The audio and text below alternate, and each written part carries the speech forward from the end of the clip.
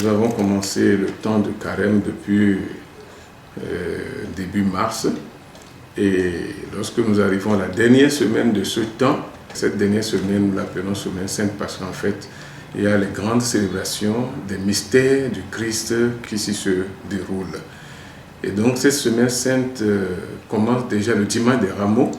Le dimanche des rameaux et finit avec la résurrection du Christ, donc le dimanche de Pâques.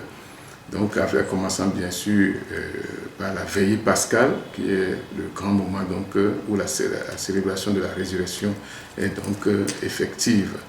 Durant cette semaine sainte, nous avons l'entrée triomphale de Jésus à Jérusalem, que nous connaissons déjà avec les rameaux. Les fidèles viennent avec les rameaux, on fait une procession voilà, pour célébrer cela. Et après ça vient donc le mercredi saint. Nous avons dans notre diocèse précisément la messe chrismale.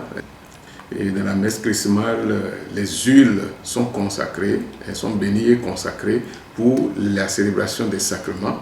Vient ensuite le jeudi saint, donc disons le Triduum pascal. Donc, commençant donc le Triduum pascal commence par le jeudi saint. Et le jeudi saint, justement, nous célébrons justement ce moment important où dans la célébration nous avons ce que nous appelons le lavement des pieds. Le lavement des pieds, c'est un geste que Jésus a posé. Et dans cette même célébration, nous commémorons aussi l'institution de l'Eucharistie. C'est l'occasion où le Christ a institué justement son corps et son sang pour accompagner ses fidèles justement, disons, manifester sa présence permanente avec ses fidèles. Donc, ça fait ces deux moments importants dans cette célébration du premier jour du Triduum pascal. Le deuxième jour du Triduum pascal, qui entre aussi dans la semaine sainte, c'est le vendredi saint. Voilà. Le vendredi saint, et aujourd'hui par exemple, vous avez vu, il y a un calme vraiment au niveau de l'église. En fait, déjà à partir du premier jour du Triduum pascal, donc le jeudi saint, on rentre dans un silence de méditation et de prière. Voilà. Jusqu'à la résurrection de Christ. Et donc ce vendredi saint est marqué spécialement par le chemin de croix dans une première partie et dans une deuxième partie la célébration de la passion du Christ. Voilà. Donc ces deux célébrations manifestent plutôt la célébration du vendredi saint. Viendra alors le troisième jour, voilà, et c'est la résurrection, le dimanche de Pâques. Le dimanche de Pâques commence déjà la veillée pascale.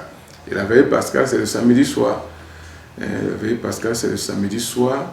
Et dans cette veillée pascale, qui est une célébration, une liturgie vraiment longue, à cause donc de tout le contenu, en commençant par plusieurs lectures, déjà depuis les textes concernant la création, voilà, jusqu'à aujourd'hui.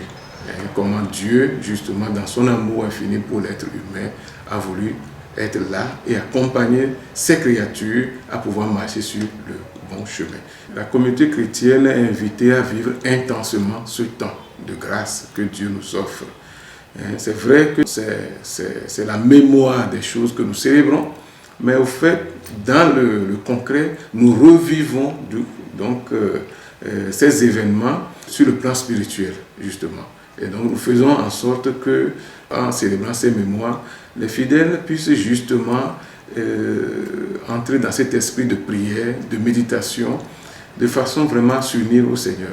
Voilà, à travers la prière, et à faire en sorte que les grâces que la résurrection du Christ nous apporte, nous puissions tous bénéficier donc de ces grâces-là. Donc, aux fidèles, aux chrétiens, je les invite plutôt à la prière, à la méditation et à confier à Dieu donc leur vie, leurs intentions et leurs besoins, afin que le Seigneur, dans sa résurrection, puisse justement agir dans la vie et dans les familles. Je souhaite une très bonne fin du temps de carême à tous, et je souhaite justement que ce temps de carême, ce temps où nous allons faire des efforts, que nous appelons efforts de carême, puisse porter du fruit à chacun, à tous et à toutes les familles, afin que justement la célébration de la Pâque puisse être véritablement ce passage des ténèbres à la lumière que le Christ a voulu.